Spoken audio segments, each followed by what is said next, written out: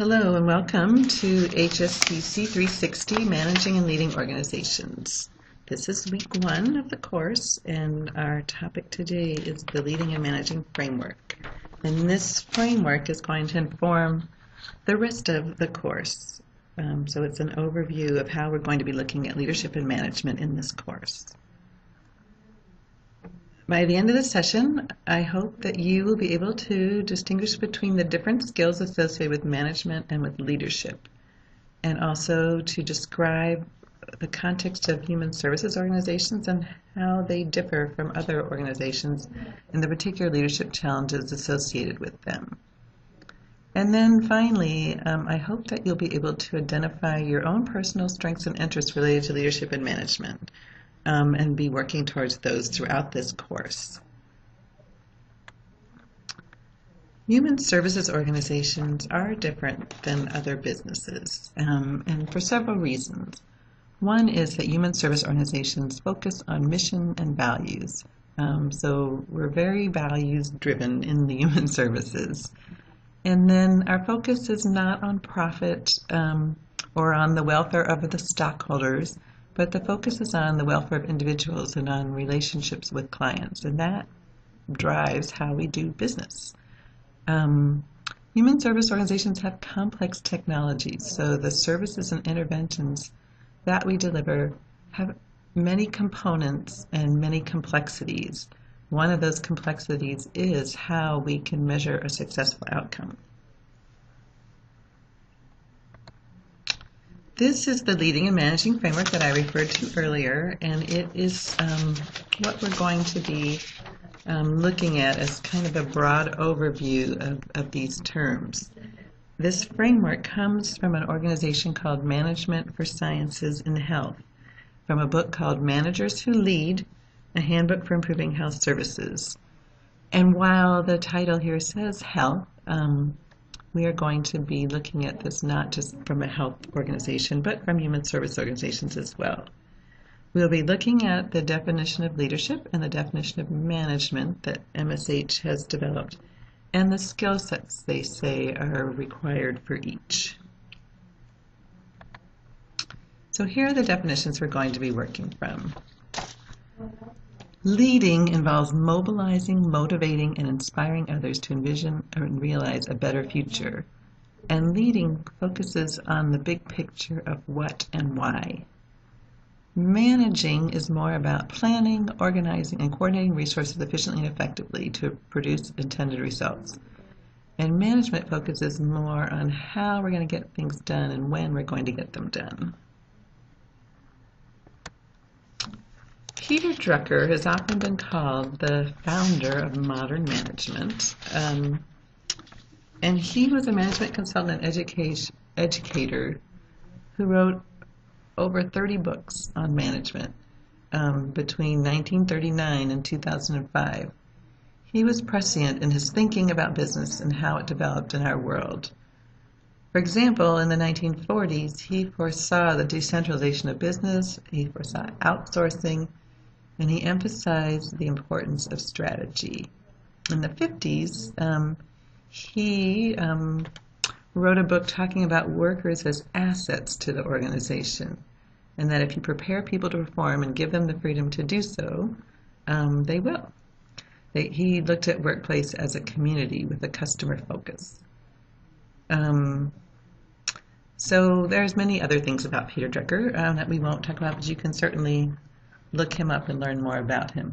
He was born in Vienna in 1909 and he died in California in 2005. He had a doctorate in public and international law, and he moved to the U.S. in 1937, where he worked for the Graduate Business School at NYU and then in Claremont College. And two books that are kind of what I consider his seminal works are The Practice of Management, which he wrote in 1934, and the book Managing the Nonprofit Organization, which he wrote in 1990. And so what he says about the difference between leadership and management is that leadership is doing the right thing, management is doing it right. So again, we're looking at sort of leadership as the vision and management as the implementation. And he also felt like you needed to have both skill sets, that those who seek to lead but fail to management are not relevant to their organizations or to their societies. So when we go back to the leadership and management framework, we're going to start going through what the skills are of a leader. So the first skill we're looking at is scanning. So it's scanning the horizon, seeing what is ahead, seeing what is around you. So all these tasks involved with scanning include being able to identify stakeholder needs and priorities. First of all, just be able to identify who your stakeholders are. Then recognizing trends, opportunities, and risks, looking for best practices because you want to replicate those. Not just your own best practices, but the best practices in the field. And then scanning also is an internal function as well, knowing yourself and your organization, knowing the staff, and then externally knowing what's going on in government and with donors and funders. The organizational outcome, if you are successful in scanning the horizon, is that people have up-to-date, valid knowledge of clients, the organization, and its content. You know how the behavior will affect others, and you know what opportunities are coming in terms of funding or new program areas.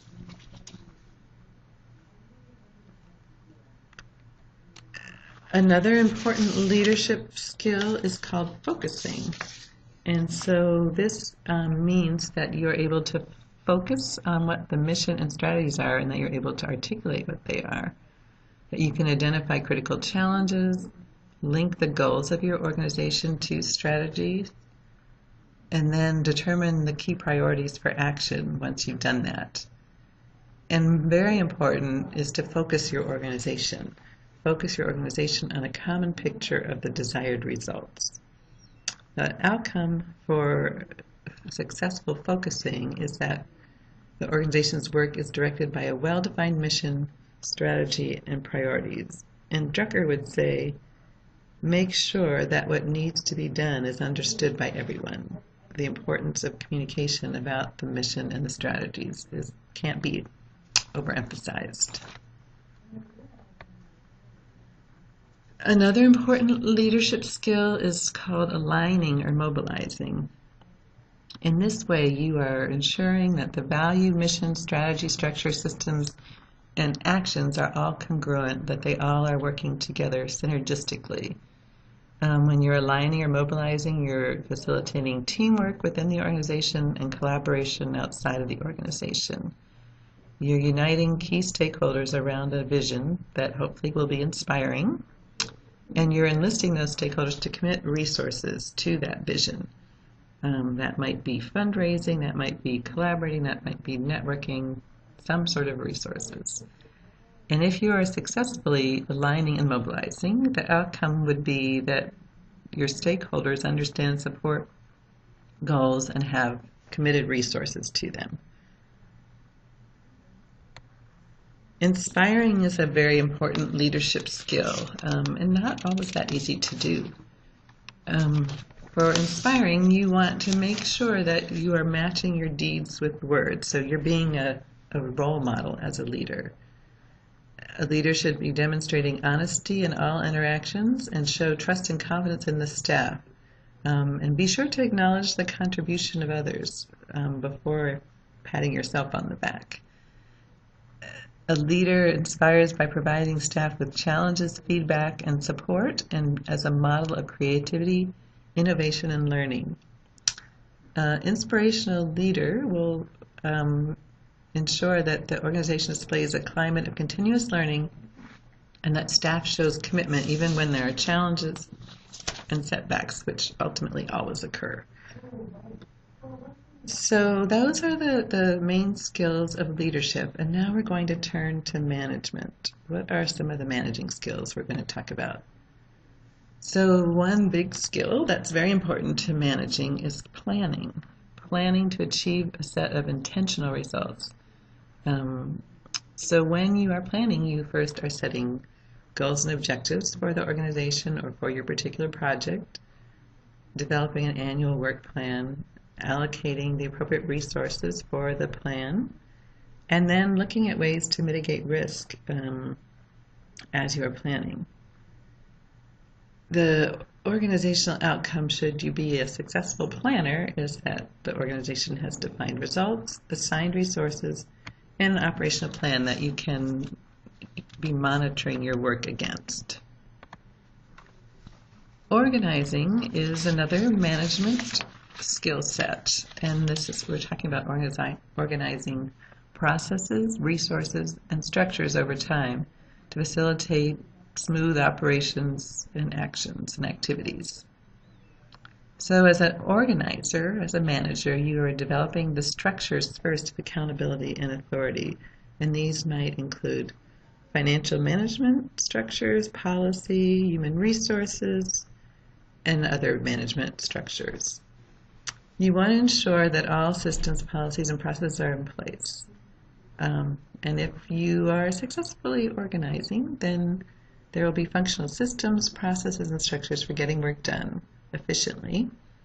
And the staff are organized, and then they're aware of their responsibilities, their roles, and the expectations that the organization has of them. Implementing is another important management function, making sure that all activities are implemented, that everyone who can contribute is contributing. So this means coordinating the workflow and the resources between programs, balancing activities and prioritizing them, and then using data for decision making to adjust plans as you're implementing. An effective implementer or effective implementation results in activities being carried out efficiently, effectively, and responsibly. Finally, monitoring and evaluation is a very important management skill. If you don't know that your programs are being successful, then you can't improve them. So you want to monitor progress against your plans and then also evaluate the outcome of your work. And we'll talk a little bit more about monitoring and evaluation in 2 or 3 weeks. And you want to provide provide feedback to adjust and improve your programs. And this is what monitoring and evaluation will do. Monitoring and evaluation is definitely related to accountability. And if you are successfully monitoring and evaluating your programs and then adjusting work as a result, then the organization will continually be able to update information about the status of their achievements and results and apply ongoing learning and knowledge. So this is from your reading for this week, and this is called the Triangle of Practice Model. That was in one of your chapters for the week. And it shows you what a complex environment our human services environment is. There's 3 roles of human services management according to our readings. One is leadership, and it sort of correlates with the MSH model of mission, vision, and plans to achieve both. So the leader is responsible for that big picture. And then the bottom of the triangle is called interactional. That's relationship building, collaboration, communication, advocacy, and support. And this relates to some of the MSH skill sets, particularly around focusing and aligning and mobilizing. And then the third part of the triangle is analytic. And this relates more to the management and planning that MSH talked about. So it's resource development and management, policy, systems, and evaluation. And then within this triangle are the 12 core competencies that are talked about in the book that are identified for effective human services management. And they align with the leadership and management framework we just discussed. For example, the scanning skill of leadership might relate to the futurist skill that is listed here.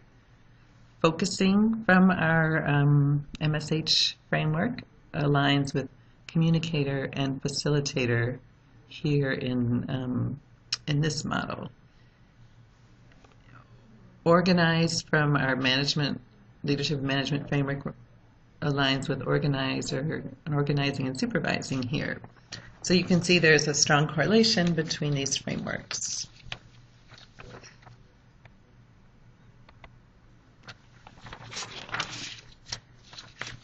Now, which functions a person performs within the organization depends on their level in the organization.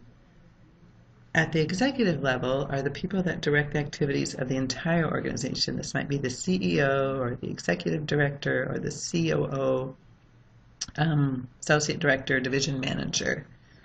Boards of directors also operate at this level. At the executive level, the focus is on developing and sustaining resources, structures, and conditions to foster high-quality services. So some of the activities are boundary-spanning innovation, policy advocacy, resource administration, facilitation, and team building. The next level down is middle management, and this is often someone who directs a major subunit of the agency, a department, or a program. And at the middle management level, the focus is more on organizing and administering resources, team building, facilitating, and evaluating. At the supervisor level, this is someone who often leads a project or a team, and they're focused on supervising, team building, organizing, and administering resources. And then the employee or the worker also has a role in leadership in terms of building the team, facilitating activities, and presenting the organization to the outside at the most basic level. So what is really important to note is that we all have leadership responsibilities at whatever level of the organization that we are.